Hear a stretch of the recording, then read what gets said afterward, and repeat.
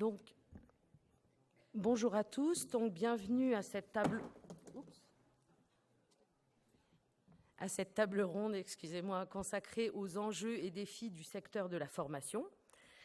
Donc, les questions qui se posent sont comment le secteur de la formation s'organise-t-il pour répondre aux besoins de son environnement et de ses différents marchés? Quelles garanties peut-il apporter aux divers commanditaires? De quelles innovations est-il porteur? Voici donc les grandes questions qui traverseront cette table ronde, qui va mettre en lumière les approches, les expertises et les méthodes développées par différents acteurs de la formation, à la fois pour favoriser les parcours professionnels et renforcer la performance des entreprises, de même adapter les organisations aux stratégies gagnantes. Donc nous allons faire aujourd'hui un focus sur l'activité et l'économie de ce secteur en mutation. Donc les intervenants qui ont eu la gentillesse d'intervenir donc à cette table ronde sont, je vous les présente dans l'ordre, donc Jean-Pierre Delfino, qui est directeur général d'UNIFAF, qui est l'OPCA du secteur sanitaire et social et médico-social privé non lucratif, donc qui interviendra notamment pour exprimer les besoins de l'entreprise de ce secteur. Évidemment, c'est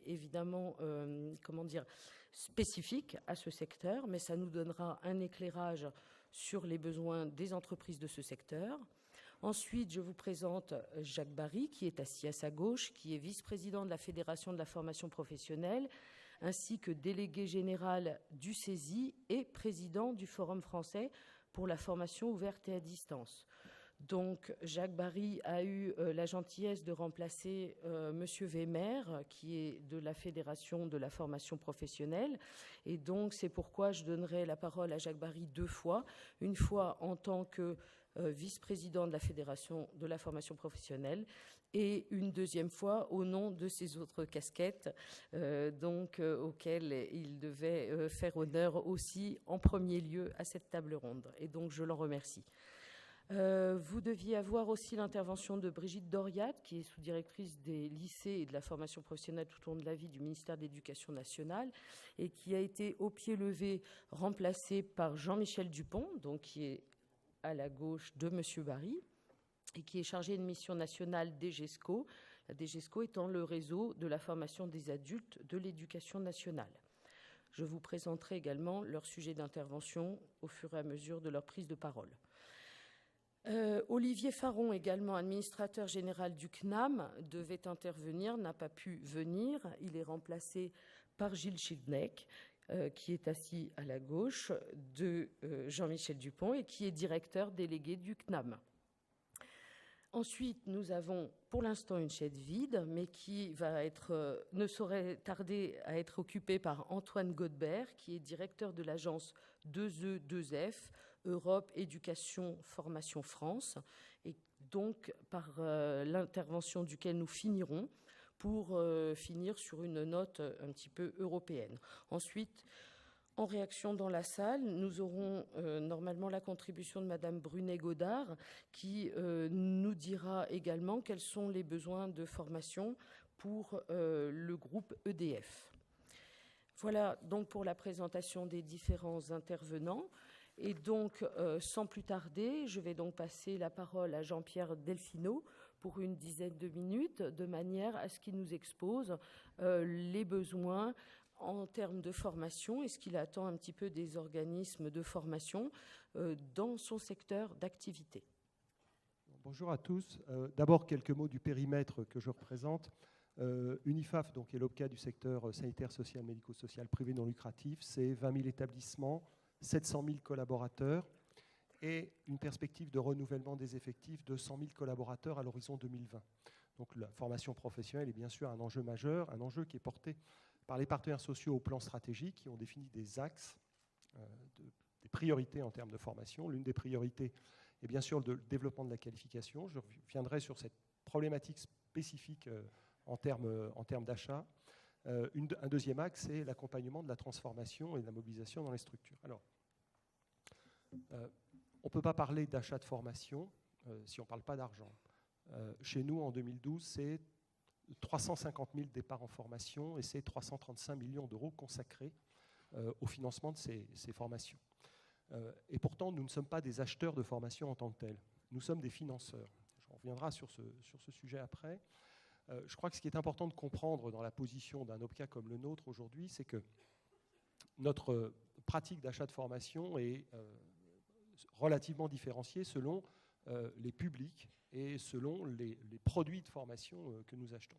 Pourquoi ? Parce que d'une part, une partie de notre secteur d'activité est une partie qu'on appelle réglementée, c'est-à-dire que les professions sont réglementées et pour y accéder, on doit être titulaire d'un diplôme qui est nécessaire pour conduire cette activité.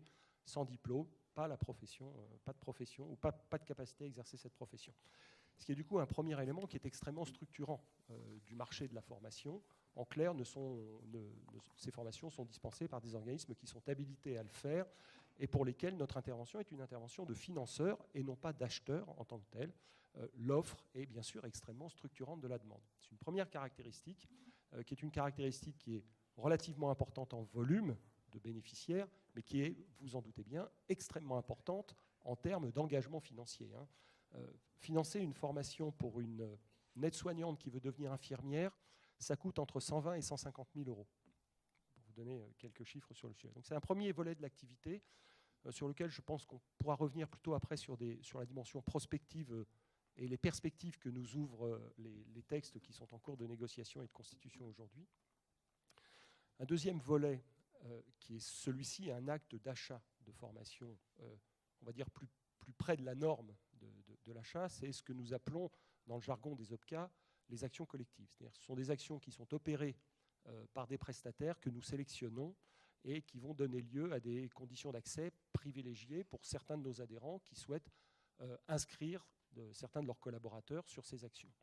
Chez nous, aujourd'hui, c'est 250 parcours de formation par an qui sont en moyenne financés dans ce cadre-là et qui ont été définis à partir des orientations stratégiques qui sont issues des études que nous réalisons tous les 5 ans et qui nous permettent d'avoir une vision extrêmement précise de l'évolution de notre secteur d'activité et de la traduction de ces évolutions en termes de besoins de formation. Unifaf a choisi une stratégie qui est fondée sur 2 piliers.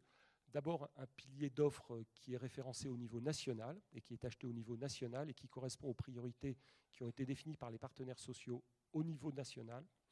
Et un deuxième axe d'activité qui est un axe qui se traduit par la mise en place d'actions collectives qui sont achetées au niveau régional, puisque nous sommes une structure totalement régionalisée, c'est-à-dire que sur les 370 collaborateurs de la structure, 260 sont sur le terrain et présents dans l'ensemble des régions. Avec un double objectif, c'est d'une part de répondre aux enjeux stratégiques macroéconomiques de l'évolution du secteur, alors avec deux pratiques. Une première pratique qui consiste à accompagner les transformations et une deuxième pratique qui consiste à favoriser l'innovation en termes d'évolution de formation ou d'évolution de pratique. Je pense par exemple à des formations spécifiques sur le traitement des troubles autistiques, qui est un des projets aujourd'hui qui est supporté par Unifaf. Les régions déclinent ces axes stratégiques en termes d'achat de formation dans leurs actions collectives avec des actions qui sont spécifiquement adaptées aux besoins du territoire. Je vous ai dit qu'on était 20 000 établissements, 700 000 collaborateurs dans le périmètre. Il faut que j'y ajoute également les 120 000 travailleurs dans les ESAT, les anciens CAT, pour ceux qui ne sont pas des spécialistes du secteur, mais également vous dire que nos associations sont présentes sur tous les territoires en France et dans certains départements français, le champ que nous représentons est le premier employeur. Ce qui nous amène donc à avoir une stratégie nationale d'une part et d'autre part des stratégies totalement différenciées, c'est-à-dire que chaque région a la main pour décliner nos orientations stratégiques et les mettre en œuvre en fonction de la réalité des problématiques de son secteur. Alors comment on s'y prend pour acheter, entre guillemets ? Eh bien, le moins qu'on puisse dire, c'est que la réglementation actuelle limite considérablement la capacité des OPCA à apprécier la qualité de la formation lorsqu'elle est opérée par ses bénéficiaires, c'est-à-dire par ses adhérents. C'est un sujet sur lequel on pourra revenir. Pour ce qui est de notre part, le processus d'achat est un processus pour les actions collectives très classique. On construit un cahier des charges À partir de ce cahier des charges, on soumissionne auprès des prestataires et nous avons une pratique d'achat qui est définie sur le plan technique, qui est opérée par les partenaires sociaux du NIFAF en région et qui n'est pas une stratégie du moins-disant, mais qui est systématiquement une stratégie du mieux-disant. C'est-à-dire que notre recherche est systématiquement la recherche de la meilleure offre, virgule, au meilleur coût. Et c'est un sujet qui sera peut-être une clé d'entrée sur la question de la réforme, parce que les experts de la formation professionnelle ont suivi la première étape des négociations qui a abouti à l'ANI du 14 décembre. L'ANI qui a été présentée par les partenaires sociaux détaille très précisément ce que pourrait être la contribution des branches professionnelles et des OPCA en termes d'appréciation de la qualité de la formation. Personnellement, je ne sais pas ce que c'est que la qualité de la formation. Ce qui est dommage, je suis un ancien ingénieur pédagogique, je devrais le savoir, mais je ne sais pas ce que c'est. Je vais vous dire pourquoi. Mais les partenaires sociaux, aujourd'hui, à travers l'ANI, avaient une volonté de donner enfin la main, je dirais, aux branches professionnelles pour piloter ce qui est la qualité de la formation.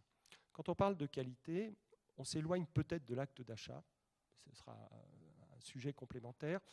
On ne s'en éloigne pas tout à fait quand on parle d'achat, parce que ce que nous constatons, nous, aujourd'hui, dans nos pratiques, c'est qu'il nous arrive fréquemment dans les OPCA d'acheter des prestations comparables, même durée, même type de public, même nature d'intervenant, et de ne pas comprendre pourquoi ces achats ou ces actions de formation que nous finançons donnent lieu à des pratiques tarifaires extrêmement différentes d'une région à l'autre, d'un prestataire à l'autre, et ces deux critères sont cumulatifs, c'est-à-dire que le même prestataire dans deux régions peut vendre à des tarifs complètement différents. Le projet de texte nous ouvre des perspectives assez nouvelles. Dans l'accord national interprofessionnel, qui, comme je le disais tout à l'heure, détaillait très précisément les engagements que devraient prendre les partenaires sociaux et les missions qu'ils devraient confier à leur OPCA en termes d'évaluation de la qualité, c'est résumé à un 5e alinéa d'un des articles du Code, qui dit en substance les OPCA seront garants de la qualité de la formation. C'est une ligne qui, de mon point de vue, nous ouvre des perspectives absolument considérables en termes d'évolution de la relation des OPCA avec les offreurs de formation. Aujourd'hui, nous sommes des instructeurs. C'est-à-dire que ce qu'on va vérifier principalement, c'est que les actions de formation que nos adhérents nous proposent au financement répondent aux normes de la formation professionnelle. Est-ce qu'il y a bien un programme? Est-ce qu'il y a bien un public identifié? Enfin, je vous passe les détails. Le moins qu'on puisse dire, c'est que, de mon point de vue, cette approche ne favorise ni l'innovation, ni la standardisation, ni la recherche d'un meilleur service, ni la prise en compte des enjeux tels qu'ils ont été présentés depuis hier en termes d'évolution de la formation professionnelle. Donc cette perspective, je le pense, est un des éléments qui va permettre aux OPCA, en tout cas ce sera le cas pour UNIFAF, d'être des acteurs qui travailleront avec les organismes de formation, non pas simplement comme des financeurs, mais comme des partenaires. Et je ne vous le cache pas, avec des enjeux économiques importants, puisque ce qui se dit également depuis hier après-midi, c'est que, en tout cas ce que j'en ai compris, c'est que nous évoluons dans un univers avec des perspectives d'élévation du niveau de service et des budgets de plus en plus contraints. Donc il y aura absolument nécessairement à travailler avec les organismes de formation pour améliorer l'adéquation entre l'offre et le besoin. Pour cette partie sur laquelle la marge de manœuvre reste à discuter, je considère peut-être un peu rapidement que la partie réglementée de notre activité, celle qui correspond à ces diplômes réglementés, est une partie sur laquelle nous-mêmes nous avons travaillé pour ce qui était dans notre périmètre, c'est-à-dire notamment en développant des sujets qui restent marginaux mais qui sont toujours très innovants, comme la mise en place de dispositifs de validation des acquis de l'expérience selon des modalités qui sont, de mon point de vue, originales par rapport à ce qui peut être pratiqué ailleurs. Je pense notamment à un dispositif qui s'appelle chez nous le DSB-VAE dans notre jargon, et qui est un dispositif qui permet de mixer l'organisation de la dispense d'épreuves, la VAE n'est qu'un processus de dispense d'épreuves, et un dispositif de formation qui permet aux bénéficiaires de prévoir dès l'origine de la constitution du dossier de dispense d'épreuves, les parcours de formation qui lui permettent de conduire de façon synchronisée et son processus de VAE et le processus d'acquisition des certifications nécessaires qui vont lui permettre d'obtenir un diplôme, par exemple. Aujourd'hui, c'est clairement la limite à laquelle on est confronté dans les OPCA.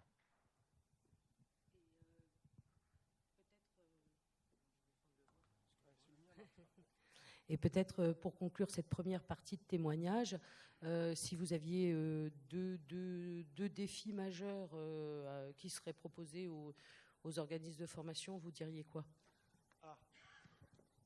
Bah écoutez, je crois que j'en ai déjà donné un. Il me semble que nous allons être amenés à faire plus et mieux avec moins. C'est pas nouveau, mais il me semble que ça prend une tournure un petit peu différente. Voilà. Faire plus avec moins, et on va surtout être amené à faire mieux avec moins. C'est-à-dire qu'en fonction des perspectives que nous ouvrira la réglementation, je pense qu'un de nos axes de travail sera en effet le rapprochement avec l'offre de formation, avec un objectif qui est de travailler ensemble sur la meilleure adéquation entre les problématiques, celles que nous maîtrisons extrêmement bien en termes d'évolution de besoins de compétences, et l'offre de formation elle-même qui va devoir s'adapter à ces besoins qui sont de plus en plus mouvants, de plus en plus instables, et qui sont liés à des sujets qu'on constate, par exemple, ces dernières années, par exemple, le vieillissement de la population active dans notre secteur d'activité, amène des problématiques tout à fait nouvelles en termes de reconversion professionnelle, en termes de gestion des secondes parties de carrière. Et aujourd'hui, nous n'avons pas développé suffisamment de solutions qui permettent à nos partenaires, organismes de formation, de développer des prestations qui répondent exactement à ces besoins. Merci beaucoup. Et on reviendra peut-être au courant du débat sur ce que vous avez pu qualifier de meilleure offre au meilleur prix. Mais meilleure offre, peut-être, voilà, quels sont vos critères pour juger qu'une offre peut-être est meilleure qu'une autre. Merci beaucoup. Donc, Jacques Barry, je vous passe maintenant la parole, donc en tant que vice-président de la Fédération de la formation professionnelle. Et donc, la première question que je voudrais vous poser, en tant que représentant de la FFP, c'est quels sont donc les principaux enjeux et principaux défis que la FFP a pu, je vais vous passer le micro sinon après, a pu identifier récemment. Et puis, parmi ces défis, vous vouliez nous parler du passage d'un marketing business to business, dit B2B, à un marketing business to consumer, dit B2C. Donc, je vous passe le micro ainsi que la parole. Oui, maintenant il marche celui-là. Parfait, merci. Oui, déjà, en tant que je voulais excuser l'absence de Jean Weimar, le président de la Fédération de la formation professionnelle, qui a été retenu au dernier moment et qui donc m'a demandé de le remplacer. Quand je parlerai en mon nom propre, je ne sais pas, j'irai dans le fauteuil bleu, si vous voulez. Peut-être, hein, non, pour être... c'est réservé à Ah bon, tant pis. Alors, ce qu'il faut d'abord dire, c'est que nous avions fait, non pas un sondage statistique réel, mais un questionnement comme ça auprès de nos membres avant la réforme pour savoir qu'est-ce qu'ils attendaient de la réforme. La réponse a été quasi unanime, nous ne voulons pas de réforme. Nous demandons une stabilité juridique un peu plus longue. Bon, on n'a pas été écouté sur ce point. La réforme est arrivée, elle est en cours, elle change en ce moment à peu près chaque quart d'heure. Et on est amené à penser une chose. Alors, vous dire aussi que la Fédération de la formation professionnelle, c'est l'organisation syndicale professionnelle représentative des organismes privés de formation, que nous rassemblons entre 400 et 500 organismes de formation, et que nous sommes à la fois membres du MEDEF et de la CGPME, ce qui n'est pas neutre par rapport aux questions actuelles. On peut dire que la large majorité de nos membres est satisfaite de cet accord et de la loi qui va suivre. On attend quand même les détails pour porter un vrai jugement, parce que le diable est dans les détails. On attendra même les décrets, d'ailleurs, pour vraiment donner quitus. Mais nous avons également un certain nombre de nos membres qui partagent les craintes des non-signataires, notamment en termes de mutualisation, et notamment sur les conséquences d'une baisse de la mutualisation par rapport au contrat de professionnalisation. Je tenais quand même à souligner cette inquiétude. Tout n'est pas forcément et toujours pour le mieux dans le meilleur des mondes. Nous craignons aussi une assez longue période de troubles auprès de tous nos interlocuteurs financeurs, et particulièrement au niveau des OPCA qui deviennent OCTA, qui se regroupent. Enfin, on sent une inquiétude chez tous ces acteurs-là qui peut avoir des effets et des conséquences pour notre propre travail. Alors, ceci étant dit, j'ai dit aussi que nous étions largement et majoritairement optimistes par rapport à cette réforme. Un des points très importants, personnellement, je ne pense pas qu'il faille rattacher le compte personnel de formation à la logique du DIF, même s'il y ressemble. Il est beaucoup plus, à mon avis, à rattacher, pour comprendre les choses, à la logique du congé individuel de formation qu'à la logique du DIF. Si on prend un peu l'historique de la formation, on s'aperçoit que dès la loi de 71, il y avait deux dimensions, il y avait deux tendances. Une tendance qui consistait à dire, puisque la formation est un champ de consensus entre les salariés et leurs employeurs, essayons d'impulser des demandes communes. C'est le cas du DIF. Il y a eu également une autre tendance dès le début qui a été de dire, puisque c'est un intérêt des deux, mais pas forcément un intérêt commun, séparons les choses. D'un côté, il y a une demande individuelle à laquelle on donne des moyens. D'autre part, il y a une demande de l'entreprise qui dispose d'autres moyens. Ce qui se passe actuellement, à notre avis, est plutôt de ce deuxième ordre, ce qui est quand même une grande différence par rapport à la période précédente. N'oublions pas que le congé individuel de formation a été créé dès 1971, mais qu'il n'a pris réalité qu'en 1983, avec la création des fonds GESIF, qui ont permis un financement qu'il n'y avait pas jusque-là, sauf là où il y avait des FAF. Donc l'élément nouveau pour nous, c'est la mise en valeur, et on peut même dire la mise au premier plan de la demande des personnes. Et une demande des personnes qui peut être tout à fait distincte de la demande de l'entreprise. Ce qui n'était pas le cas avec le DIF, ce qui était déjà le cas avec le CIF, et c'est pour ça que je rattache le compte personnel de formation à cette famille-là et pas à la famille du DIF. En plus, je pense qu'il faut montrer qu'il y a un ensemble. Cet ensemble, c'est demander aux entreprises, c'est extrêmement lourd pour elles. Un entretien tous les 2 ans, formalisé tous les 6 ans par un bilan. Il faudra faire de la formation d'ailleurs pour ça, parce qu'il ne s'agit pas d'entretien d'évaluation, ce dont les entreprises ont maintenant à peu près l'habitude, mais d'entretien de type évolution de carrière, ce dont elles ont beaucoup moins l'habitude, surtout les petites et les moyennes. Ça d'abord.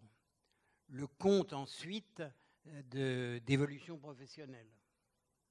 Et c'est dans cette logique-là qu'on voit apparaître le compte personnel de formation, qui très naturellement a derrière lui le CIF et les moyens financiers du CIF. Alors cette prise en compte qui, à mon avis, on n'est pas à la dernière réforme, hein. Centre Info d'ailleurs peut se réjouir, il y en aura d'autres. C'est évident que cette réforme est un premier pas. Et cette réforme et les réformes qui suivront ont toute chance de consolider encore cette demande directement des personnes. Espérons que s'ajoutera à ça, pour la compléter, c'est nécessaire, un service public d'orientation de qualité et réellement accessible à tous. En tout cas, ça va dans ce sens. Alors, votre question était pour les organismes de formation. Les organismes de formation massivement avaient pris l'habitude de s'adresser aux entreprises, et uniquement aux entreprises, puisque ça les mettait de mauvaise humeur, ces entreprises, lorsqu'on s'adressait directement à leurs salariés. Aujourd'hui, on va être obligé d'évoluer et de s'adresser aussi directement, autant que nous le pourrons, aux salariés eux-mêmes. C'est ce que vous appelez le marketing business to consumer. Oui. D'accord. Oui. Ok. Avec tous les risques que ça comporte. En tant que saisie, nous sommes par un petit bout de notre activité sur le terrain de l'enseignement supérieur privé. La concurrence y est sauvage, parce qu'on s'adresse directement aux personnes, là aussi. Il faudrait absolument éviter que des groupes financiers importants fassent des dépenses de communication considérables pour expliquer, comme vous le savez, qu'on peut devenir hôtesse de l'air en 3 semaines, qu'on peut devenir manager en 8 jours, etc., etc. Donc, ça renvoie à un autre problème qui est celui de la qualité de la formation, de la reconnaissance de cette qualité et d'éléments qui permettent à ce consommateur de formation de choisir et de ne pas se faire flouer. Moi, personnellement, ça ne m'a jamais choqué qu'une entreprise se fasse flouer par un organisme de formation. Elles se font flouer par plein d'autres prestataires. Et on n'en fait pas une histoire. Simplement, le coup d'après, elles achètent à quelqu'un d'autre. C'est ça la loi du marché. Ce n'est pas du tout la même chose lorsqu'il s'agit des personnes, à mon avis. Et là, il faut faire beaucoup plus attention. Et donc, nous espérons au niveau de la fédération, et notamment c'est ce que nous faisons avec notre ISQ, notre système de labellisation, d'avoir un système, mais il y en a d'autres, qui est un système qui permette aux personnes d'avoir une approche qualitative sur l'offre de formation qui va leur arriver. Donc, au-delà du marketing, il y a aussi un engagement qualité. Ça me paraît nécessaire pour ne pas laisser une situation de marketing sauvage, qu'il y ait des labellisations au minimum, qu'il y ait des signes, qu'il y ait une lisibilité de la qualité de l'offre, lisible pour les individus, lisible pour les personnes. Quand on voit cette loi, on sait qu'on a beaucoup de mal à faire quelque chose de lisible par les personnes, hein, parce que cette loi, au passage, on pourrait aussi faire cette critique, elle est totalement incompréhensible, sauf pour des gens qui sont autour de la table ou des choses comme ça, ou dans la salle. Mais le grand public, c'est incompréhensible. D'accord. Merci Jacques pour cette première partie d'intervention.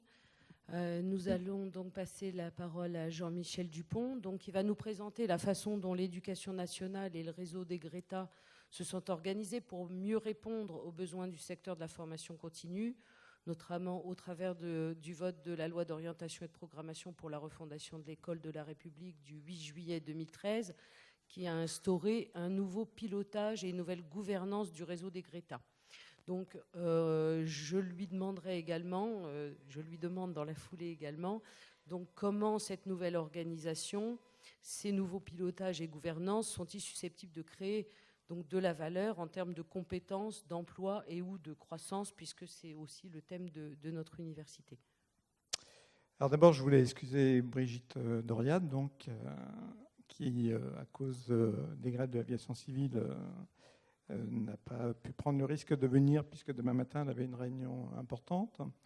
Donc mes propos seront effectivement en 2 temps. D'abord, vous présenter les enjeux de la nouvelle organisation de la formation continue de l'éducation nationale, et puis ensuite, un 2e temps sur cette question de la création de la valeur. Alors, sur la nouvelle organisation de la formation continue, d'abord, c'est quelque chose qui n'est pas nouveau dans le réseau des Greta et dans le ministère de l'Éducation nationale, parce que depuis 1974, le ministère de l'Éducation nationale fait de la formation continue, et que cette année, on fêtera les 40 ans du réseau des Greta, et que donc des évolutions depuis 1974, on en a connu quelques-unes. Ces évolutions, elles s'inscrivent dans un temps particulier qui ça a été présenté hier, un moment et une crise particulière, et en même temps, une réforme de la formation professionnelle continue, et puis le volet 3 de la décentralisation. Donc tout ça a impacté effectivement une réflexion de notre ministère pour répondre par une mission de service public aux enjeux de la formation. La transversalité de la réforme, c'est la gouvernance. Être en capacité d'impulser des politiques qui répondent aux besoins des différents acteurs du monde à la fois politique, des entreprises et des citoyens. Une meilleure gouvernance au niveau national, on l'a rappelé donc d'abord par l'inscription dans la loi sur la refondation de l'école d'un article qui réaffirme la mission de l'éducation nationale en matière de formation continue, avec un certain nombre de décrets et de circulaires, et qui précise de façon assez claire le rôle des GRETA et le rôle des GIP FCIP, formation continue initiale professionnelle, en donnant donc un poids important aux recteurs pour mettre en œuvre une politique de formation continue. Avec, il s'est rappelé donc dans un certain nombre de décrets, une priorité, viser les publics prioritaires que sont les demandeurs d'emploi, que sont les TPE, que sont les jeunes, les publics de plus de 50 ans ou les handicapés, les personnes en situation de handicap, et donc mettre en priorité des actions de formation sur ces publics. Pour ce faire, deux outils essentiels pour nous, dont les personnes à ma droite ont pour partie déjà parlé. D'abord, un outil, un système d'information. Le réseau des GRETA, c'est plus de 500 000 personnes stagiaires qui passent. Et donc, pour pouvoir piloter, il faut qu'on puisse avoir un système d'information fiable sur une masse qui est importante. La deuxième chose, c'est bien sûr la qualité.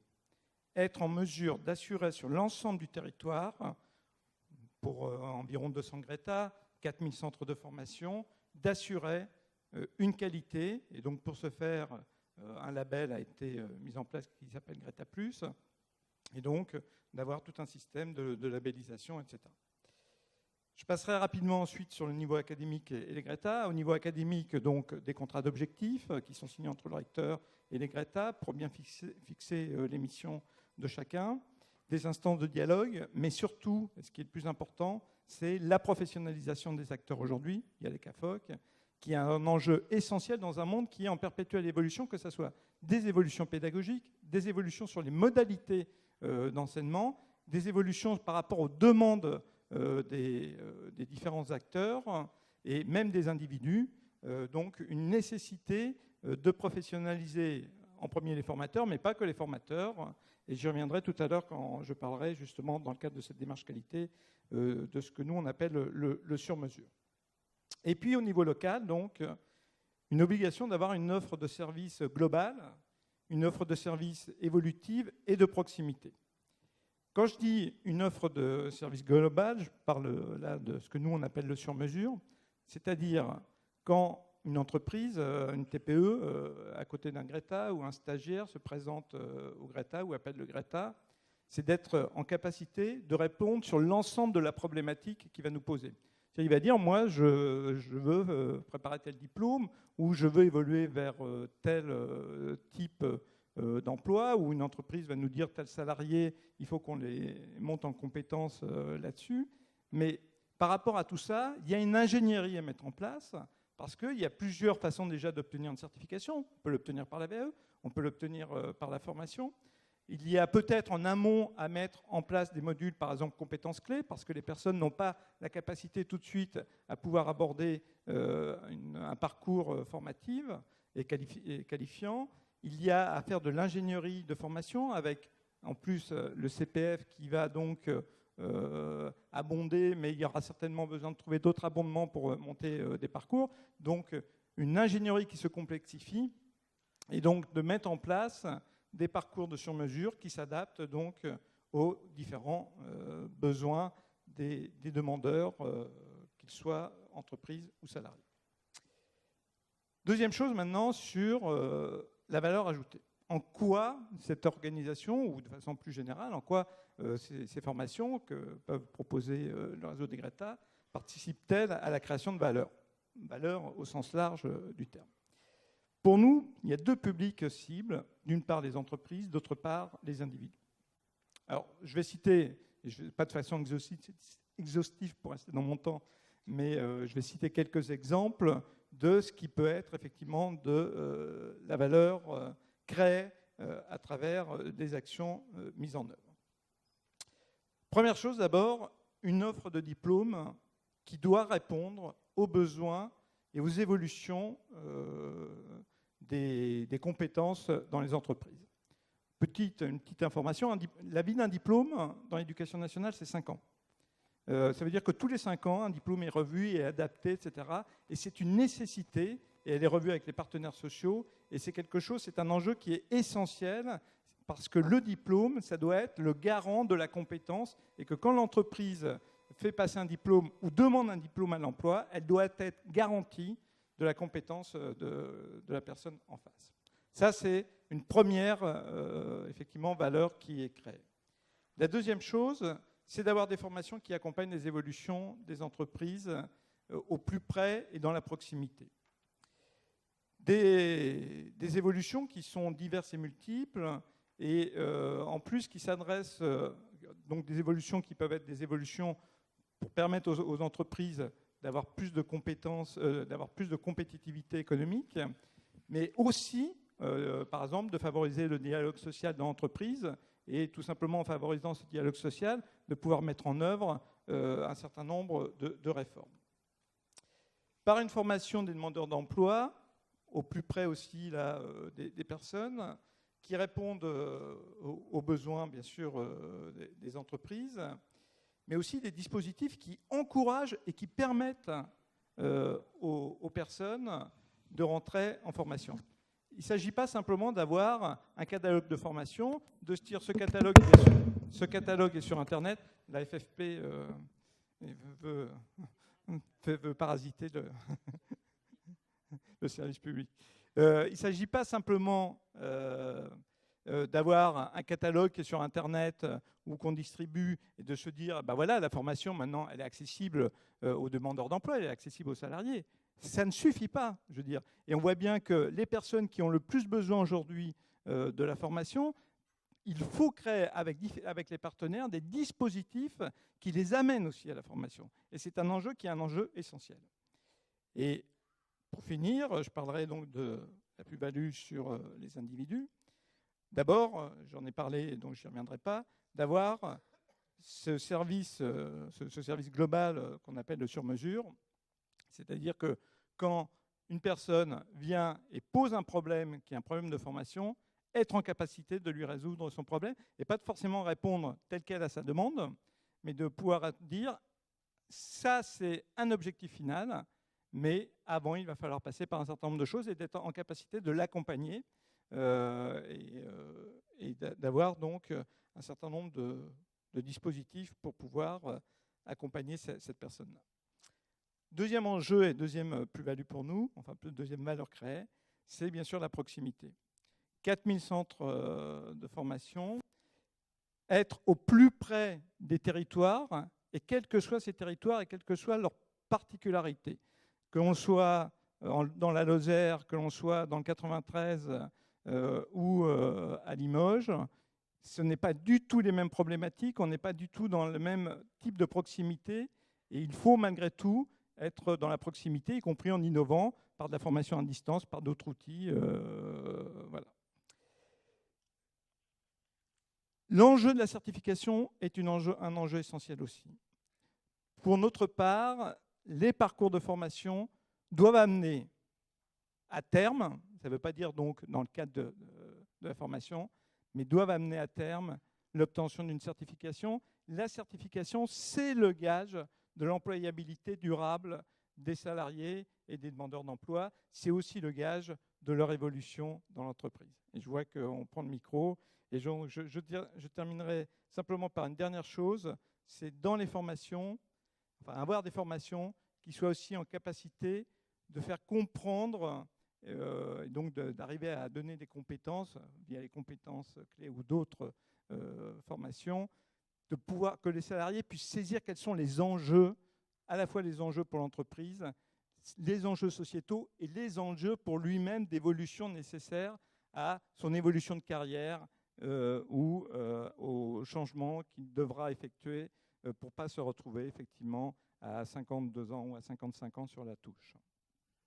Jean-Michel Dupont, merci beaucoup pour cette première partie d'intervention donc, qui met en lumière le sur-mesure auprès des entreprises, le sur-mesure auprès des personnes et le sur-mesure à l'échelle locale. Donc merci beaucoup. Donc je passe la parole maintenant à Gilles Chitnek, donc qui est directeur délégué du CNAM et donc qui va nous dire que la formation professionnelle doit être gage d'excellence à travers des formations reconnues nationalement et internationalement et appuyées sur une recherche-action évaluée.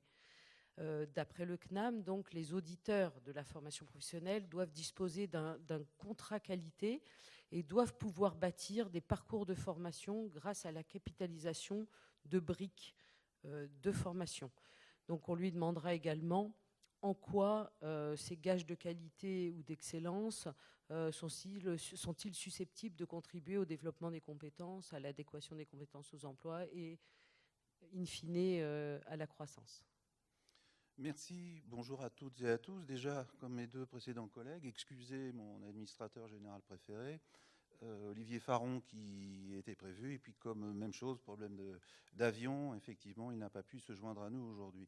Je ne reprendrai pas ce que vous venez de dire, je vous avais prévu, j'avais prévenu Valérie que j'avais l'habitude de dire ce que je pensais, voilà, ce qui me passait par la tête à ce moment-là.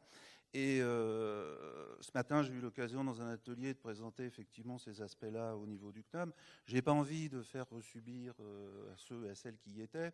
Et puis, nous ne sommes pas en train de vendre quoi que ce soit pour moi. Nous sommes bien, si je ne me suis pas trompé, dans une enceinte entre professionnels. Et j'ai plutôt envie de parler, moi, de la partie en jeu tel que c'était posé, tel que je l'ai compris. Et j'ai pointé, pendant que les collègues parlaient, quelques éléments. Alors, bien entendu, je rejoins une bonne partie de ce qui a été évoqué par les différents collègues. Je crois que c'est quand même important. Mais j'ai envie de reboucler avec des choses que j'ai entendues, notamment la première chose, c'est ce qu'a dit Alain Rousset hier, quand il a dit que notamment il fallait regarder le nombre d'organismes qu'il trouvait important. Alors, je ne juge pas, mais je dis qu'effectivement, aujourd'hui, un des enjeux pour moi, c'est de regarder l'organisation de l'information, publique, privée, globalement, et de voir s'il n'y a pas des possibilités de rapprochement, de mutualisation, je pèse mes mots, et de voir si on peut mieux répondre, parce que quand même, si on nous en fait encore une loi qui va, si j'ai bien compris Jacques Barry, il nous a déjà annoncé la suivante quelque part, donc on a l'habitude, ça donne du travail au Centre Info et à d'autres bien sûr, mais c'est vrai qu'à chaque fois on nous dit que dans notre profession, dans nos différents métiers, on ne fait pas ce qu'on devrait quelque part, le secteur globalement dépense beaucoup et la deuxième question, partie de question sur la valeur se pose, semble-t-il, de plus en plus. Donc peut-être que si on s'attaquait à des choses un petit peu plus dures, semble-t-il, telles que première chose, l'organisation peut-être qu'on y verra un peu plus clair. Les offres de formation, deuxième chose, les offres de formation, il y a peut-être moyen de mettre à plat aussi, pour certains, même si on est sur un marché concurrentiel, au moins, moi, je prêche pour, je dirais, ce qui est mon domaine, c'est-à-dire le secteur public, et c'est bien avant déjà d'être au CNAM, je le disais déjà, je pense effectivement qu'il ne serait pas inutile d'avancer sur ce qu'on a déjà évoqué, service public régional, mais également, il y a le service public régional qui se met en place un peu partout, piloté par les régions, mais il y a la place des offreurs de formation dedans, et nous y gagnerions, et je le dis, je le redirai, je pense encore pendant longtemps, que nous gagnerions aussi les uns et les autres, aussi bien l'enseignement scolaire, l'enseignement supérieur, donc en intégrant le CNAM, à travailler sur des cartographies, à répondre à des choses un peu plus cohérentes. On parle de FTLV, on parle de parcours, on parle de sécurisation des parcours. On a des réponses. Ça veut pas, j'exclus pas le privé, mais je ne peux pas me permettre de parler au nom du privé. Voilà, c'est ce que je voulais préciser à ce moment-là. Mais de dire que là-dessus, par exemple, pour concrétiser, il y a quelques mois, nous avons réalisé ça au niveau de trois académies, Reims, de mémoire, Orléans, et Créteil, nous avons mis en place des partenariats avec des conventions entre les différentes universités, le CNAM, et le réseau des Greta, donc sous l'égide du recteur, bien entendu, chancelier des universités. Et la logique n'est pas de fusionner, et pas dans le respect des politiques de chaque ministère, bien entendu, de chaque établissement, mais c'est de mettre à plat nos offres de formation et puis d'articuler un petit peu plus d'une manière cohérente comment on peut éviter les ruptures de parcours, comment on peut effectivement répondre à des logiques de filière, comment on peut répondre à des besoins locaux, régionaux, en cohérence et pas en termes de tuyaux d'or, ce qu'on nous reproche souvent, de répondre de manière parcellaire, ou les uns et les autres. Donc je pense que ça aussi, pour les financeurs de formation, c'est aussi quelque chose d'important. Se rapprocher, vous l'avez cité, des offreurs de formation pour être plus en travaillant sur les aspects qualité, sur les réponses à des besoins, et pas d'être simplement sur des logiques d'appel d'offres, ou mieux ou moins 10 ans. Hein, je vais pas, collègues de Pôle emploi ne sont pas là, donc je ne vais pas faire de vanne là-dessus, c'est pas drôle, c'est plus drôle quand ils sont là. Qu'est-ce que j'avais noté donc, service public? Alors, ça veut dire aussi avoir des stratégies peut-être.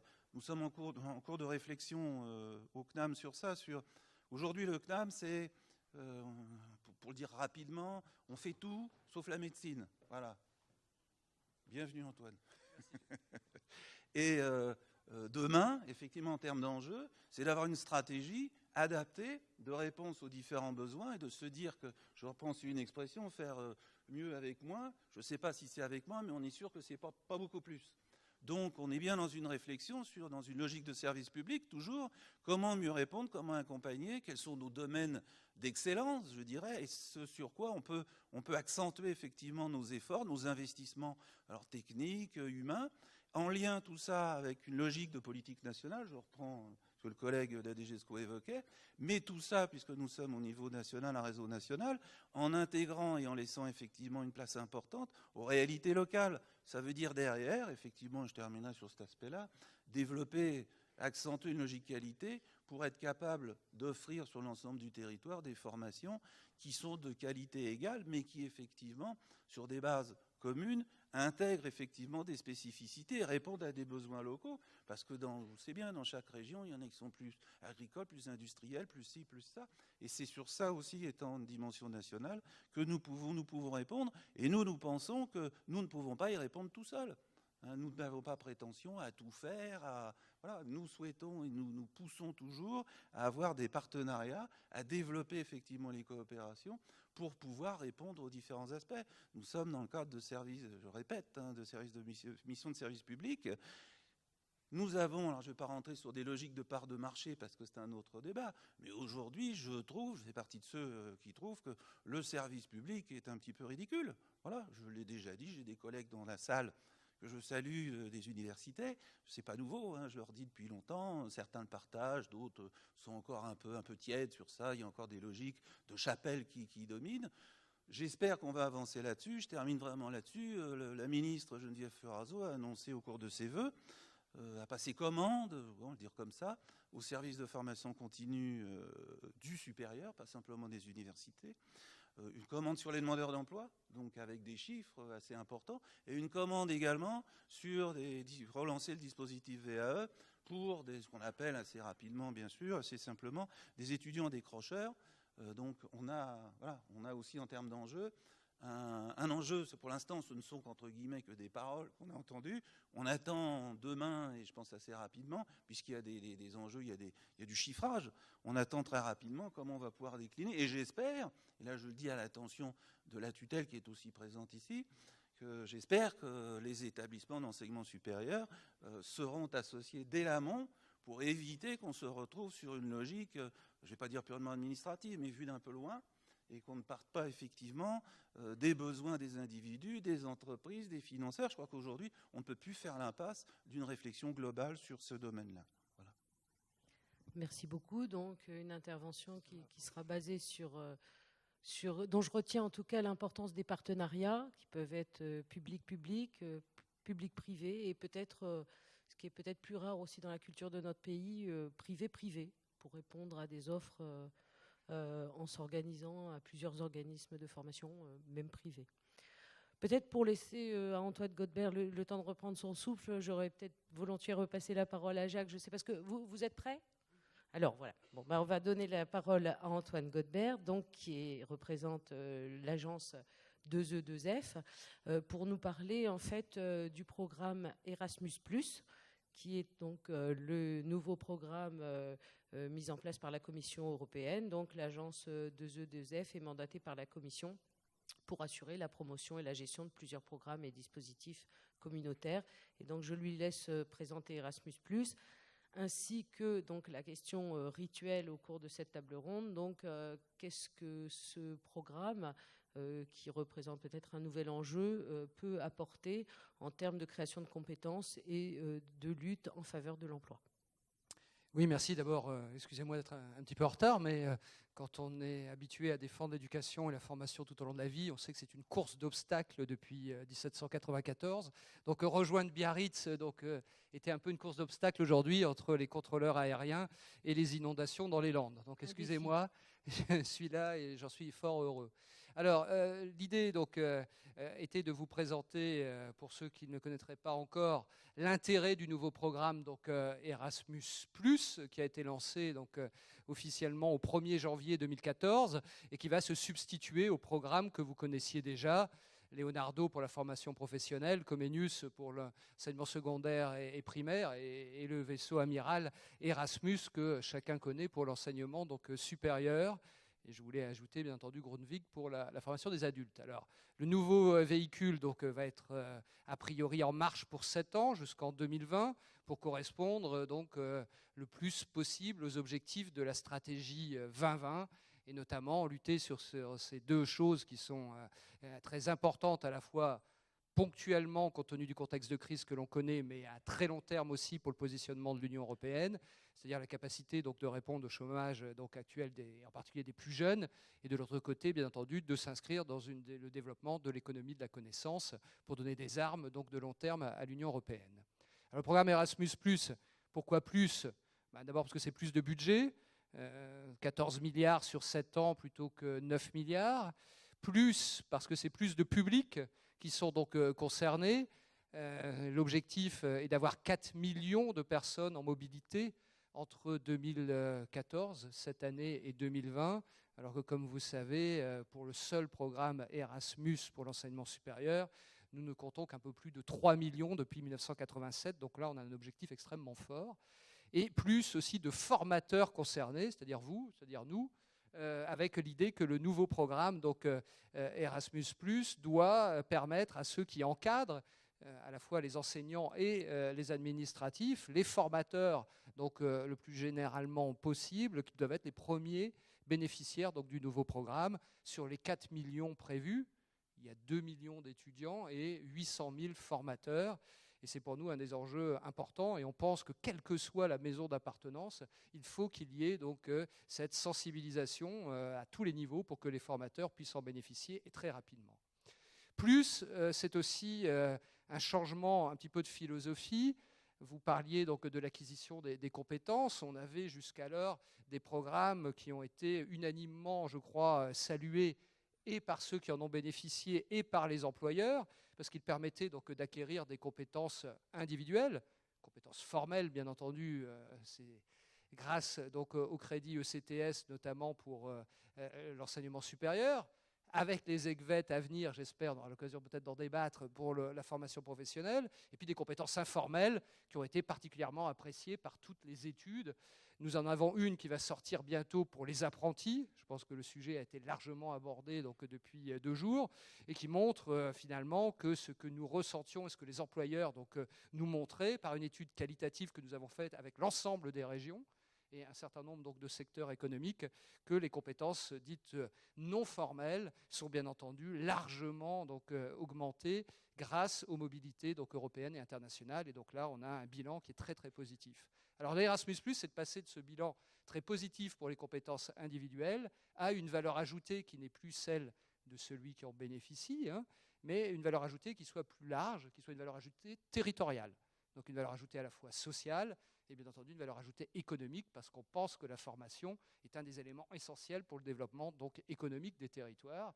Et en ce sens, on passe d'une logique qui va rester quand même la plus importante du nouveau programme, hein, c'est-à-dire le soutien des mobilités individuelles, à une logique de partenariat stratégique. Alors pour la France, ça veut dire quoi? Je suppose que, si j'ai entendu les derniers propos de Gilles, vous avez parlé du nombre d'acteurs qu'il y avait donc dans le domaine de la formation professionnelle et donc de la capacité ou non à pouvoir donc se mettre ensemble. Les partenariats donc stratégiques vus donc par l'intermédiaire d'Erasmus+, ça sera l'occasion pour les différentes institutions d'enseignement supérieur, de formation professionnelle, de formation académique donc, dans le secondaire, de pouvoir s'associer avec les collectivités et avec les entreprises pour mettre en place des projets particuliers. Alors, comme ça a l'air très simple. En fait, compte tenu du contexte national, à la fois donc, lié aux lois de décentralisation et lié bien entendu donc, au contexte législatif actuel sur la formation professionnelle, ça va demander un certain nombre d'ajustements. Et pour 2014, on sait qu'il va falloir quand même rendre des projets si on veut bénéficier de ces financements, alors que les dates sont à peu près similaires hein, pour ceux qui nous connaissent, c'est-à-dire qu'il faut rendre des projets dans le cadre de la mobilité pour la mi-mars, et puis dans le cadre des partenariats stratégiques pour la fin avril, c'est-à-dire demain. Et là, il va falloir donc trouver des projets stratégiques qui associent ces collectivités, ces entreprises, ces acteurs. Donc je ne peux que vous inciter, si vous êtes des professionnels et que vous êtes convaincus de cette capacité que peut avoir l'argent européen à aider une Europe positive, et non pas cette Europe critiquable qui va être l'objet donc, du débat pour les élections européennes. Si vous considérez qu'on a là quand même un fer de lance important pour que l'Union joue son rôle d'aiguillon pour développer l'éducation et la formation tout au long de la vie, c'est dès maintenant qu'il faut y aller. Et c'est dès maintenant qu'il faut proposer donc, un certain nombre donc, de projets stratégiques, que vous soyez une institution, que vous soyez une collectivité ou que vous soyez une entreprise. La règle est simple, il suffit de 3 institutions dans 3 pays, donc a priori, ça doit être montable plus facilement que ce que l'on connaissait auparavant. Erasmus+, c'est aussi plus donc, de possibilités d'aller plus loin dans le monde. Alors vous savez qu'aujourd'hui, les États qui étaient donc, membres donc, de cette Europe Erasmus, c'était une Europe large, ce n'était pas simplement les 28 États de l'Union européenne, mais c'était 34 États, les 28 plus les 4 censés être riches de l'EE, hein, l'Islande, qui comme vous le savez ne l'est plus, mais aussi le Liechtenstein, qui l'est toujours, demandé à HSBC, mais aussi donc, bien entendu la Norvège et nos amis suisses. Et 2 autres États, la Turquie, c'est d'actualité après le voyage du président de la République, et puis la Macédoine, qui est un des États candidats, donc, qui a déjà reçu le statut de candidat à l'Union. Donc il y a 34 États déjà qui en font partie, donc on peut développer des projets dans ces 34 États, mais le plus d'Erasmus+, au niveau géographique, c'est que l'ensemble du monde sera aujourd'hui potentiellement intégrable dans un projet. L'ensemble du monde, ça veut dire quoi? Ça veut dire 2 catégories.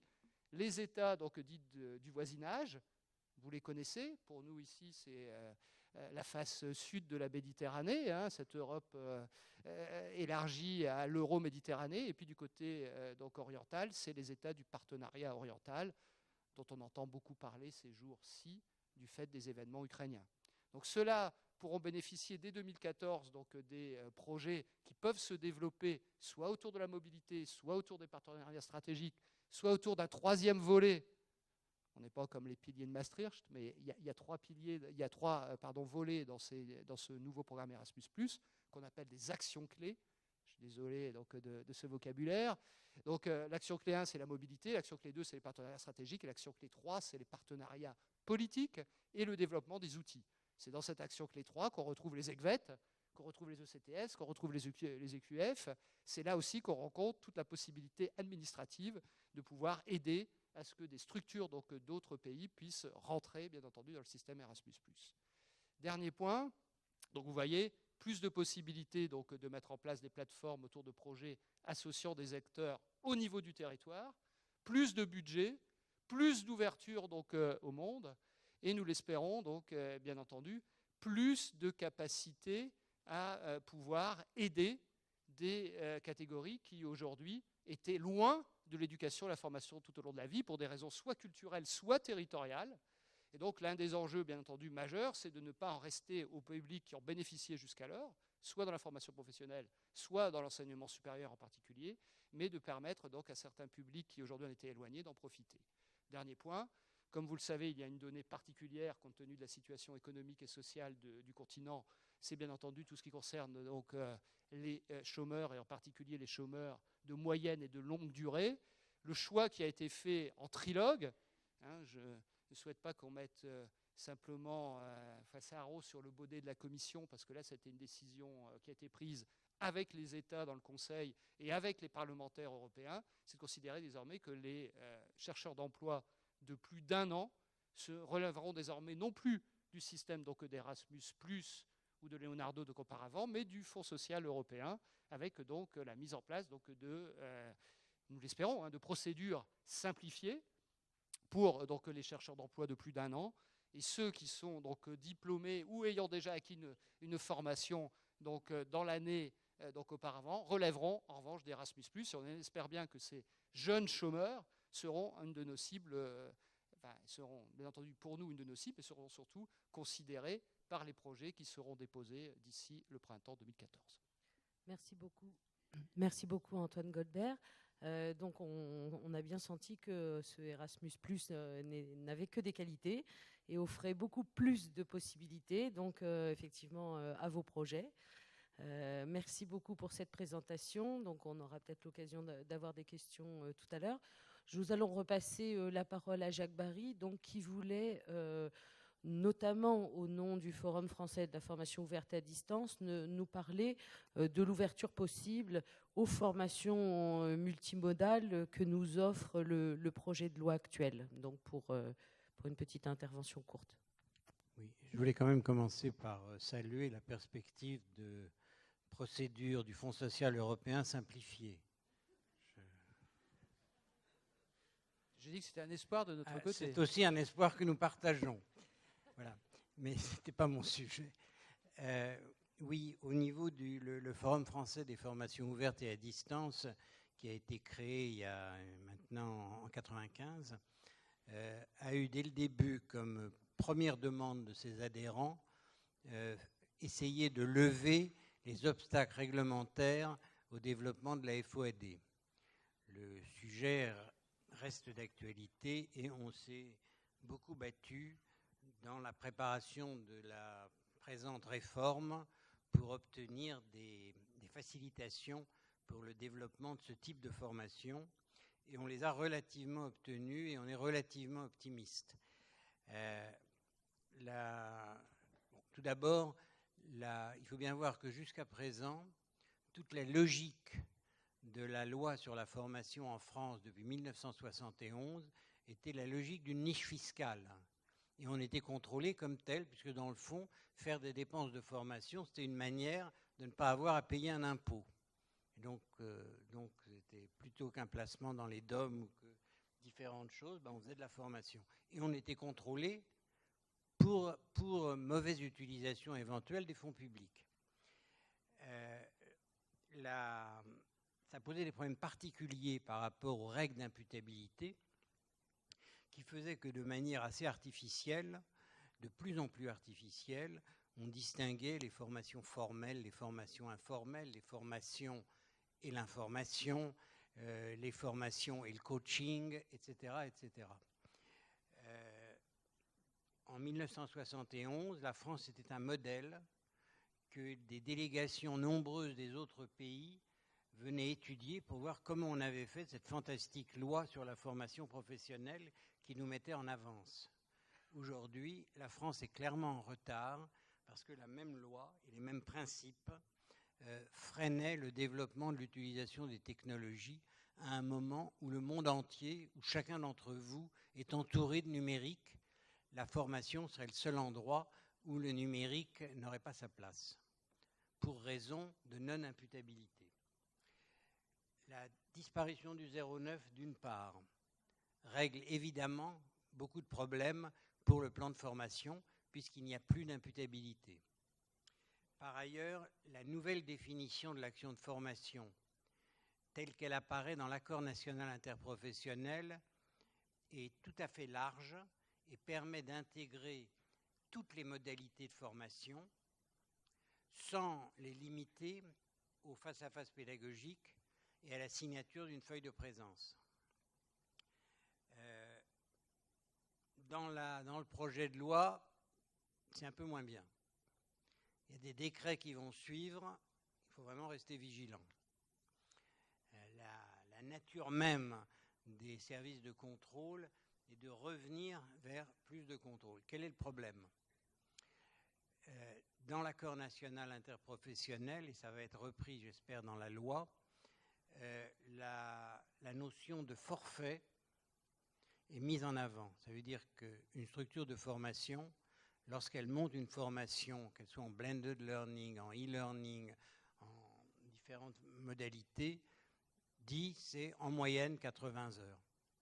Et c'est sur la base de ce forfait que doivent s'engranger tous les financements. Sans aller regarder celui qui a été plus lent ou celui qui a été plus rapide, puisqu'un des intérêts de ces nouvelles technologies, c'est de permettre aux lents d'être lents et aux rapides d'être rapides. Et il ne s'agit pas de remplacer le face-à-face exclusif entre le formateur et les apprenants par un face-à-face tout aussi exclusif entre l'ordinateur et les apprenants. Toutes les tentatives, toutes les tentations d'aller mesurer le temps de connexion sont absurdes. Même dans une formation en e-learning, ce n'est pas le temps de connexion qui est significatif du temps de formation.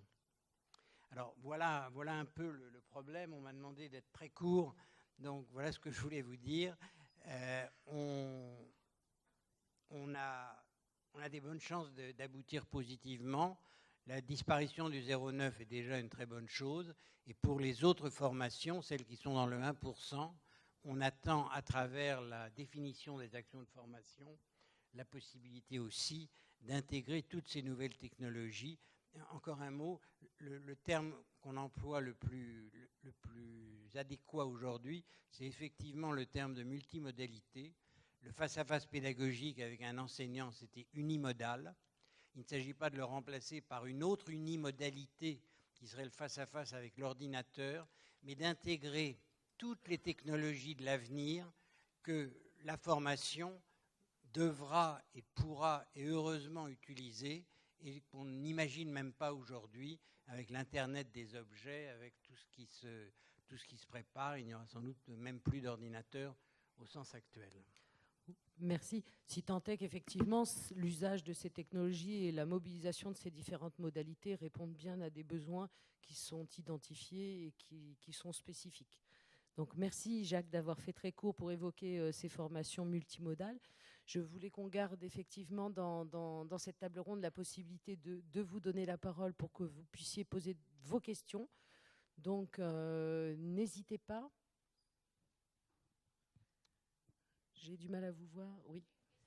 Alors, plus qu'une question, vous l'aviez annoncé, donc je m'appelle Sandrine Brenet-Godard, je suis à la DRH Group d'EDF, donc groupe EDF qui est constitué d'un certain nombre d'entités, EDF SA, peut-être la plus importante en taille, en volume en France, ERDF également, plus RTE qui a pris une certaine indépendance dans le champ notamment des RH.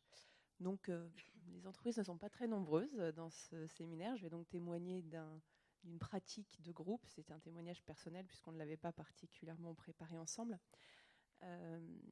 Alors tout d'abord, puisqu'a priori l'idée c'est déjà de poser le champ en donnant des chiffres, EDF effectivement c'est pour EDF et ERDF en France c'est 500 millions d'euros en 2013, des chiffres viennent d'être collectés. On a une activité interne de formation qui est conséquente. Pour autant, sur ces 500 millions, on a à peu près 25%. On continue à avoir 25% d'achats de prestations de formation. Comment interroge-t-on ce curseur faire Eh bien, c'est évidemment sur une logique de valeur ajoutée. Pas forcément, comme le disait monsieur, faire moins... faire plus avec moins, c'est ça. Nous, ce n'est pas forcément le curseur unique pour interroger l'externalisation de la formation, c'est d'avoir réellement une valeur ajoutée que les organismes qui sont là aujourd'hui peuvent nous apporter dans les 3 grands domaines que je résumerai, sur lesquels la formation est importante à EDF. La formation métier, cœur de métier, qui est en général à l'initiative de l'entreprise. Nous avons organisé cette formation métier autour de 14 grandes académies des métiers, ne sont pas des lieux physiques où les salariés se sentent, c'est un concept qui rapproche le management, les dirigeants des grandes filières métiers, des filières RH et formation, en garantissant que les formations métiers qui sont dispensées correspondent bien aux enjeux business, aux enjeux de chacune des familles métiers. Et là, on est effectivement souvent sur des formations techniques, parfois effectivement extrêmement réglementées, encadrées, pour lesquelles les potentiels prescripteurs ou partenaires externes sont forcément assez spécifiques. On avait la PAV ce matin et on est souvent sur une prestation rendue à l'interne par nos propres organismes. Ensuite, on a un sujet très fort dans l'historique d'EDF qui sont les formations promotionnelles. Donc, formations qui permettent d'accompagner des salariés d'exécution vers un poste de cadre, de maîtrise vers un poste de cadre. Là, sur ces sujets, on avait aussi une tradition forte de réaliser à l'interne ces promotions sociales. Je vois du CESI, le CNAM, ce sont des formations sur lesquelles aujourd'hui on travaille beaucoup avec des partenaires.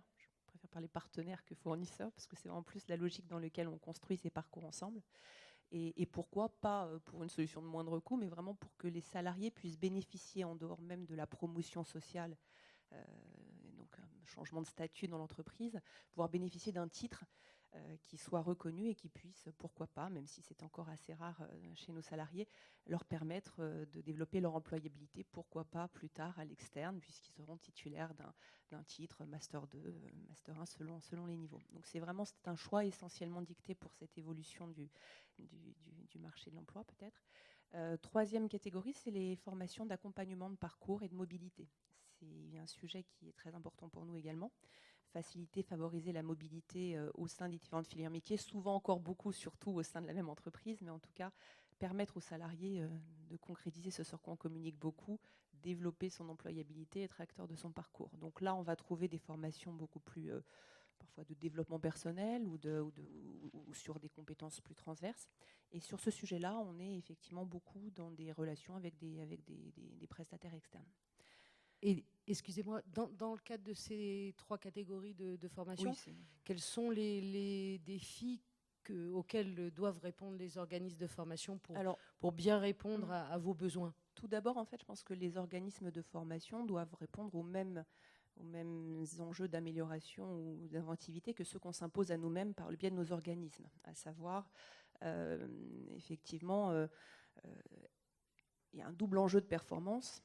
Aider et garantir la performance des métiers, et donc ça ne veut pas forcément dire le faire au moindre coût ou diminuer. On continue à augmenter nos coûts de formation parce que la performance des métiers le nécessite. On a des métiers pour lesquels, dans le nucléaire par exemple, il est indispensable aujourd'hui d'approfondir encore les compétences, et sur ces sujets-là, on est encore une fois dans une logique d'être sûr que les solutions qu'on propose rendent les gens les plus performants dans la réalisation de leurs tâches, de leur activité.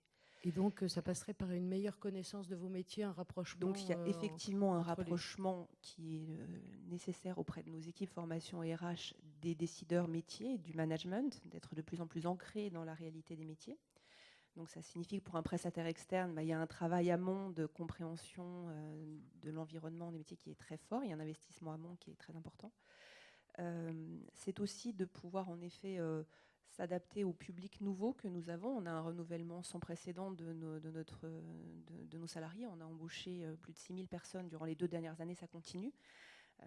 Sans rentrer dans la caricature de la génération Y, on a tout de même des populations tout à fait nouvelles qui arrivent avec une relation à l'apprentissage qu'il faut prendre en compte. Donc on a besoin d'être de plus en plus innovants, percutants, de leur donner réellement le bénéfice d'un acquis et pas simplement l'impression d'être enfermé dans un parcours type qui ne prend pas en compte le bagage, les connaissances avec lesquelles ils arrivent. Donc on va aussi là, nous comme pour les prestataires externes, être extrêmement en attente de possibilités d'individualiser les parcours, y compris dans les formations assez cadrées. Donc des dispositifs d'identification, des compétences initiales, d'auto-évaluation qui permettent d'affiner des parcours un peu plus sur mesure. D'accord.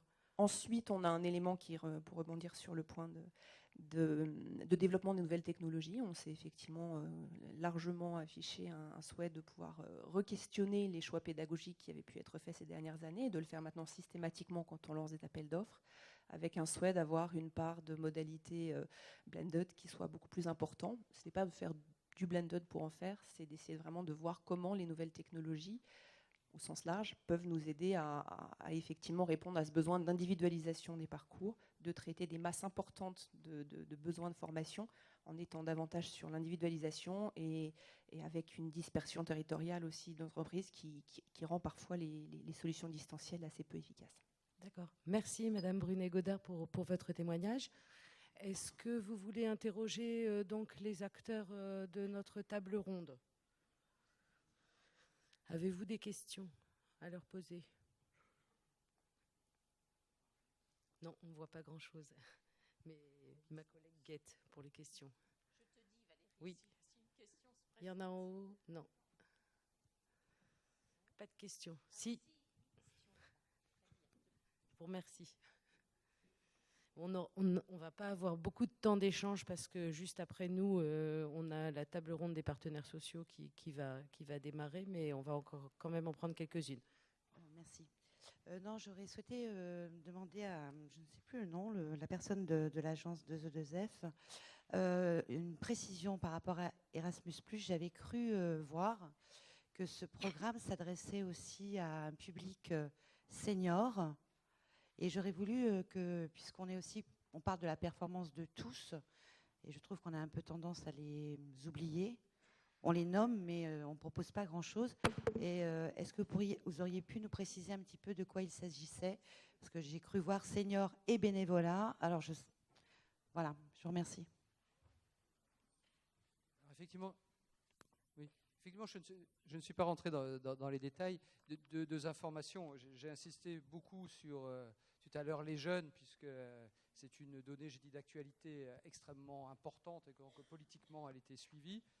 Mais j'ai aussi insisté sur le fait que l'idée était de continuer à ce que l'Union puisse soutenir cette belle idée de l'éducation et de la formation tout au long de la vie, et donc que l'on soit concerné à quelque âge que l'on soit. Et donc les bénéfices notamment de ce qui avait été fait par le programme Grundvig vont être réintégrés donc, pour la formation donc, des seniors. Et donc il n'y a pas de limitation donc, d'âge. Et tout ce qui est concerné, notamment la formation des adultes, continue. Ce n'est pas énormément de budget, c'est 4% de l'ensemble, hein, à mettre en relation avec les 33% d'enseignement supérieur. Mais c'est quand même 4% d'un budget en augmentation de 40% jusqu'en 2020. Donc c'est quand même quelque chose d'extrêmement intéressant. Je ne dis pas que ce soit important, mais intéressant. Pour le reste, bien entendu, le programme Erasmus+, s'est focalisé sur cette donnée qui a dû être rappelée sans arrêt, je pense, sur la table ronde, qui est cette absence donc, de possibilité donc, d'avoir 2 millions de postes qui ne sont pas aujourd'hui dans l'ensemble donc, de l'Union pourvus, ce qui pose quand même un net problème, dont cette volonté qu'avec les partenariats stratégiques et un repérage au plus proche du territoire des formations qui seront les plus nécessaires, que l'on puisse avoir donc, une utilisation pertinente donc, de ces fonds européens dans ce but. Merci. Oui, Christelle Innocenti, service de formation continue de l'Université de Rennes. Ce ne sera pas non plus une question, mais plus je voudrais rebondir sur ce qu'a dit Jacques Barry. On voit bien qu'un des enjeux, mais ça fait un moment déjà de la formation, c'est l'individualisation des parcours et la diffusion de l'offre de formation dans les territoires. La formation en distance, c'est un outil extrêmement performant pour arriver à ces enjeux-là. Malheureusement, il va falloir effectivement s'entendre sur ce qu'on entend par action de formation, étant donné que justement, ça n'est plus uniquement le face-à-face pédagogique, y compris en classe virtuelle, puisqu'on sait très bien que, je pense que c'est un petit peu à ça que pensait Jacques Barry, rester pendant 2 heures derrière sa classe virtuelle, il suffit de se connecter et puis on va faire son marché ou on va danser en boîte. L'essentiel, c'est de pouvoir travailler sur la validation du cursus suivi, notamment la certification ou le diplôme. Et si on ne travaille pas à côté du temps de formation de face-à-face pédagogique, y compris dans des diplômes en présentiel, et les ECTS sont là pour nous le rappeler, puisque dans les ECTS, on n'entend pas seulement le face-à-face pédagogique, mais la préparation d'examens, le travail en bibliothèque, etc. Donc je crois que là, il y a un enjeu aussi important de la part des financeurs pour savoir qu'est-ce qu'on finance et qu'est-ce qu'on reconnaît. Merci. Oui. Très clairement, pour répondre à votre question, les perspectives d'évolution, enfin, le texte porte un certain nombre de perspectives d'évolution, notamment sur ces questions de tuyauterie qui sont des questions d'imputabilité et qui ont probablement figé l'interprétation de ce qu'est un acte de formation dans des pratiques qui renvoient à des pratiques qui sont finalement assez anciennes. On nous a quand même assez clairement dit que la formation professionnelle, c'était globalement un stage avec un formateur. On a accepté de modifier, de prendre en compte quelques modalités spécifiques, mais le cœur du message, c'est ça. Je pense qu'une des transformations profondes que porte le texte et la réforme de la formation, c'est pas la suppression du 09. Alors on peut éventuellement organiser un tour de pleurs entre cas pour savoir quel est l'impact de la transformation de la part de la disparition du 09. C'est bien un autre enjeu, c'est que ce que les finances ont abandonné en termes de formation professionnelle, eh bien c'est repris par le travail. C'est repris par le travail parce que la question qui se pose demain, ce n'est pas de savoir si on a une obligation de financer. La question qui se pose demain, c'est est-ce qu'on a une obligation d'entretenir les compétences. Et c'est bien ce que dit le texte. Et derrière l'obligation d'entretenir les compétences, les juristes traduisent ça par l'avis du juge. C'est-à-dire qu'aujourd'hui, un employeur a l'obligation de dépenser de l'argent en termes de formation professionnelle. Demain, il aura l'obligation de maintenir le niveau de compétence de ses salariés et de garantir leur employabilité. C'est-à-dire que ces questions se traitent devant les tribunaux lorsqu'un collaborateur est licencié pour insuffisance professionnelle, incapacité professionnelle. C'est toutes ces questions qui se posent. Ça veut dire que c'est des questions qui ne sont pas du tout anodines en termes de performance. La bonne question à se poser, c'est en quoi l'action que je conduis, je ne parle pas de formation, en quoi l'action que je conduis est contributive de la performance de mes collaborateurs et par réaction, en quoi la performance de mes collaborateurs est contributive de la performance de ma structure. C'est toutes ces questions-là qui vont se développer dans les années à venir et qui ouvrent probablement la voie à des modalités d'acquisition des compétences qui sont des modalités nouvelles et alternatives. Il n'en reste pas moins qu'elles posent un certain nombre de problèmes, notamment en termes de modèle économique. Les organismes de formation, ne produisent pas à coût décroissant, alors ça a changé. Deux, n'ont pas une culture de l'investissement sur des technologies sur lesquelles, a priori, la rentabilité est complexe à obtenir. Donc il y a aussi un problème de modèle économique qui se pose derrière cette question. Oui, juste un mot de plus, c'est qu'effectivement, il s'agit, avec la loi, on transforme, on remplace une obligation de type fiscal par une obligation de type droit du travail. Actuellement, on ne sait pas comment ce sera contrôlé et sur quels critères. Évidemment, si on est pessimiste, on va dire que les contrôleurs du travail vont reprendre à peu près les mêmes règles qu'actuellement pour l'imputabilité. Mais c'est pour ça que la définition de l'action de formation dans la loi est très importante et que sa largeur, telle qu'elle est dans l'accord national interprofessionnel, doit absolument être maintenue. Ouais. Juste sur la frilosité des organismes de formation à investir, elle existe peut-être, mais je crois qu'un des gros soucis, c'est aussi l'absence de lisibilité des organismes de formation à long terme. C'est-à-dire que le système des appels d'offres à 2 ans, avec les investissements que nécessitent des nouvelles modalités pédagogiques, n'est pas compatible en tant que tel, quoi. Alors, est-ce que la création des services publics régionaux de formation est une des réponses potentielles ? Certainement, mais il y en a d'autres. Et le travail en partenariat, de toute façon, avec les différents acteurs est obligatoire si on veut évoluer là-dessus. Sinon, effectivement, on n'investira pas sur des plateformes très lourdes parce que, bon, contrairement aux idées reçues, la formation à distance ne coûte pas moins cher que la formation en face à face. Et que si on veut avoir de la vraie formation à distance, il faut avoir des vraies plateformes et des vrais investissements pédagogiques. Et ça, on ne le fera pas sur des visibilités à 1 an ou 2, y compris sur l'adaptation des professionnels, puisque Il n'y a pas de formation à distance sans formation de regroupement et d'accompagnement à cette formation à distance, et ça nécessite aussi une montée en professionnalisation des acteurs. Gilles, un mot. Moi, j'ai envie de dire 2-3 mots sur l'intervention d'avant pour changer un peu, puisqu'on n'a rien dit effectivement, ce que Madame évoquait. J'ai relevé 2 mots, certification, partenariat, ça ne vous surprendra pas. Mais je veux dire, ce que vous évoquez, puisqu'on travaille déjà un petit peu ensemble, comme vous travaillez aussi avec le CESI, c'est que si on veut passer une autre dimension, voilà, c'est ça que je veux dire. Aujourd'hui, on travaille sur des objets un peu limités. Ça, c'est mon avis. Sur des populations limitées, les enjeux deviennent bien plus importants. Si on veut maintenir, développer les qualifications, travailler sur des reconversions et favoriser les mobilités, voire les mobilités, bien entendu, au-delà d'une seule entreprise.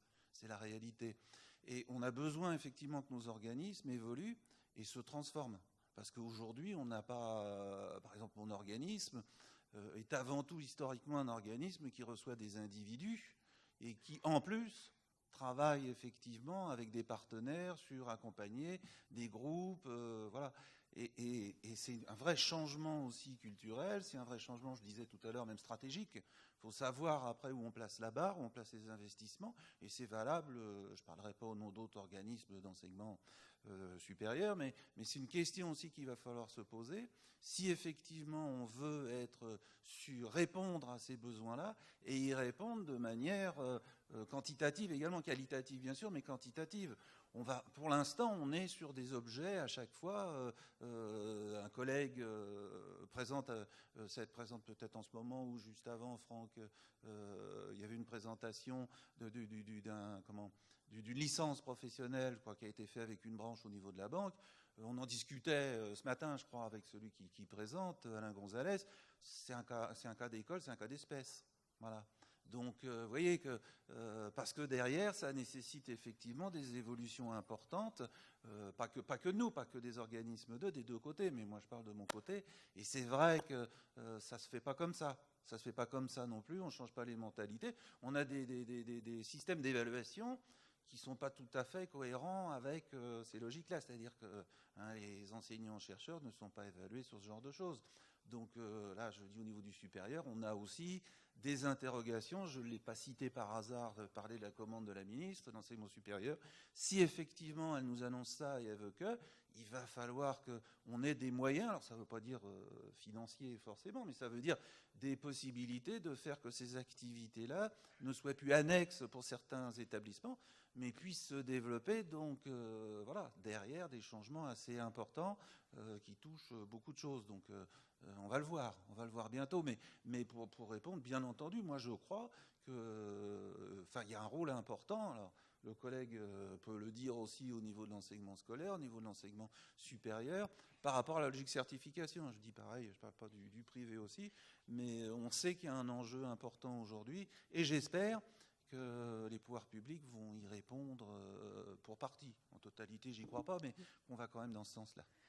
Merci Gilles. Donc, merci à tous pour ces interventions. On va être obligé de conclure.